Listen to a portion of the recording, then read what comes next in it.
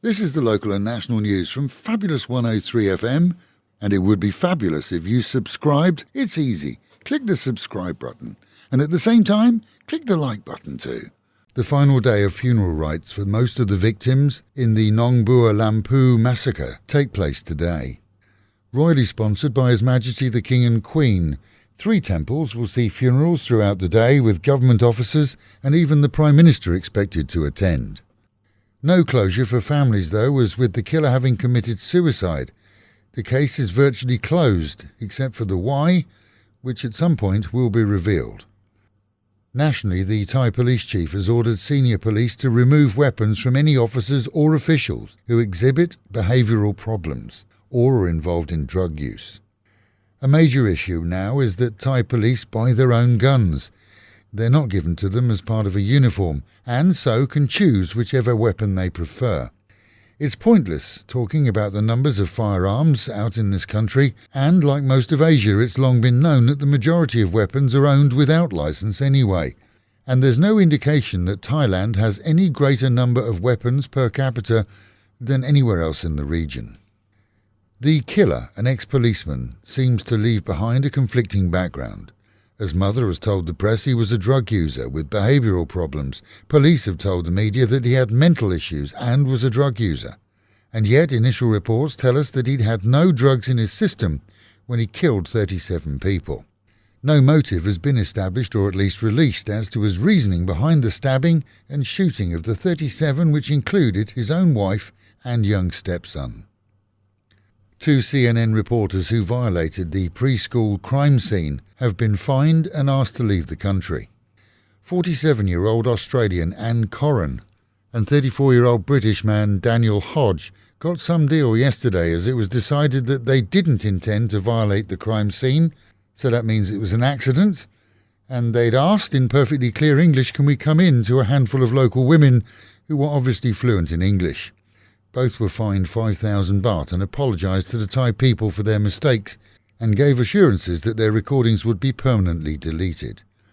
Coran and Hodge were both clearly spotted climbing back over the school fence after filming in the daycare centre, pointing out and recording bloodstains on the floor and on children's school bags. Globally, they've been derided for their lack of decency.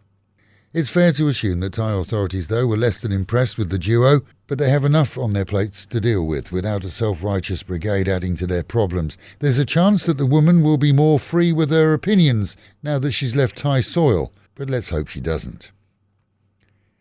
Yesterday, Monday, was the end of the Buddhist Lent and traditionally the end of the rainy season in Thailand.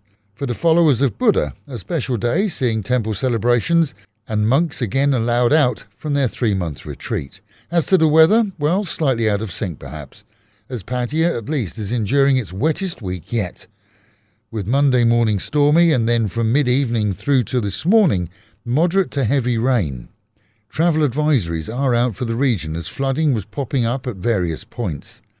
A survey of the Sukhumvit at 6 o'clock this morning saw mostly clear but heavy flooding close to the Chayapruk intersection, and at 2 points heading north near Pattya Thai. Other routes too have flooding, and the railway road is one to avoid wherever possible. Locally in the Pattaya region, pumping stations are running at full power, as City Hall teams were sent out at dawn to inspect areas where floodings occurred. In some areas, homeowners were caught out as they were sleeping when the heavy rain first hit. For most, though, right now it's Groundhog Day, as recently the region has seen flooding in most areas at different times. One born every minute perhaps, but in the south of Thailand a scammed family were far from dumb. In fact, Dad is a retired doctor. Yet when they received a phone call from someone claiming to be the police and knowing that they'd mailed an illegal product or substance, they coughed up 100 million baht. At one point told to check on a line app for a page that proved the caller was genuinely police, which they weren't. The family finally went to the real police to report the scam. No word on what it was that they were willing to pay 100 million baht to hide, but it won't have been small potatoes. We've had road signs directing traffic the wrong way, some where 2 different streams were given the right-of-way, but this week's photograph from Pattaya takes the biscuit, as it gives the option of driving straight ahead into a brick wall.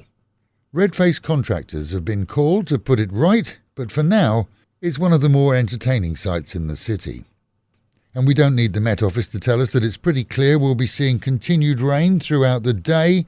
Highs 29 dropping down to 24.